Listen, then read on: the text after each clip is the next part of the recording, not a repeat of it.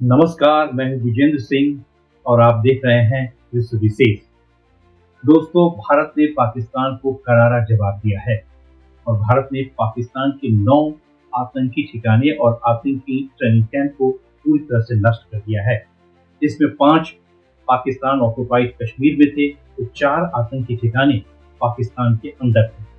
और भारत की Indian air force की जो प्रिसीजन अटैक हुई है उसमें कोई भी आम जान माल का नुकसान नहीं हुआ है, जबकि आतंकी ट्रेनिंग कैंप को पूरी तरह से नष्ट कर दिया गया है। और एक और बात जो सामने आई है कि आतंकी हाफिज सईद के ट्रेनिंग कैंप को भी भारत की फौज ने नष्ट कर दिया है और इस हमले में हाफिज सईद के परिवार के 10 लोग की मौत भी हुई है। उसके अलावा आतंकी याकूब जो लश्कर ए तोयबा का आतंकी था उसकी भी मौत हुई है। तो जाहिर तौर पर भारत की तरफ से जो एयरफोर्स या इंडियन एयरफोर्स की तरफ जो अटैक हुए हैं वो प्रिसीजन अटैक हुए हैं। और उसके बाद यानी कि अटैक के बाद से आज सुबह जब विदेश मंत्रालय की तरफ से एक प्रेस कॉन्फ्रेंस की गई तो उसमें इंडियन आर्मी की तरफ से और इंडियन एयरफोर्स की तरफ से जो प्रवक्ता आए उन्होंने पूरी तरह से बात बताई और समझाई कि जो इंडियन एयरफोर्स की तरफ से जो प्रिसीजन अटैक पाकिस्तान के टेरर कैंप पर किए गए हैं वो कहाँ किए गए हैं और किस तरह से किए गए उसकी सब सबूत के साथ सारी जानकारी उन्होंने साझा की। और इस हमले के बाद से भारत की कूटनीतिक कार्रवाई यानी कि मिलिट्री एक्शन के बाद से डिप्लोमेटिक एक्शन फौरन भारत की तरफ से शुरू हो गया है। और भारत के विदेश मंत्री एस जयशंकर ने कतर के प्रधानमंत्री से बात की है और जो जिस तरह का अटैक पाकिस्तान के में टेरर कैंप में भारत की ओर से किया गया है उनकी सबकी जानकारी उनको साझा की। उसके अलावा राष्ट्रीय सुरक्षा सलाहकार अजीत डोवाल ने भी अपने समकक्ष ब्रिटेन, फ्रांस और रूस के भी राष्ट्रीय सुरक्षा सलाहकार से अपनी बातचीत की है और सारी जानकारी उनसे साझा की है।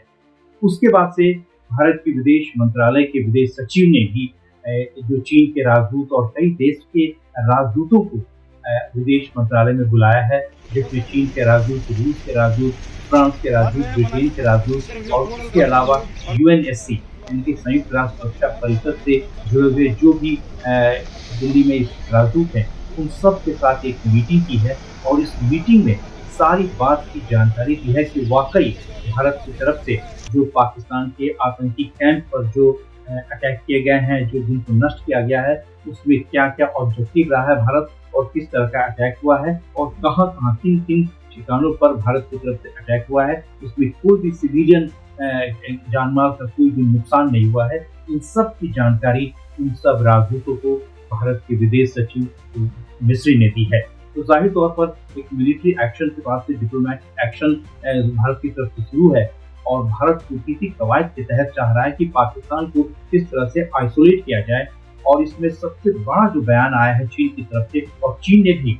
ऐसे समय में कहा जाए कि बड़ा सधा हुआ बयान दिया है और बड़ा बैलेंस स्टेटमेंट आया है। चीन ने कहा है कि भारत और पाकिस्तान पड़ोसी देश हैं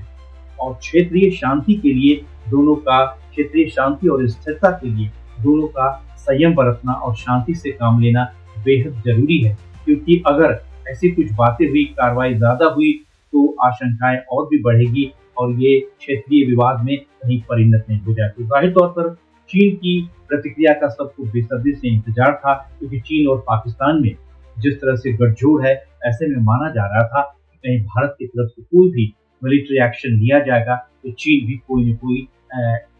रिटेलिएटरी एक्शन ले सकता है।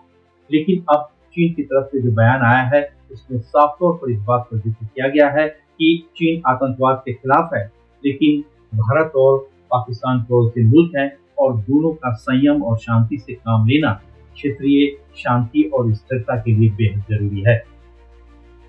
विश्व विशेष के लिए विजेंद्र सिंह।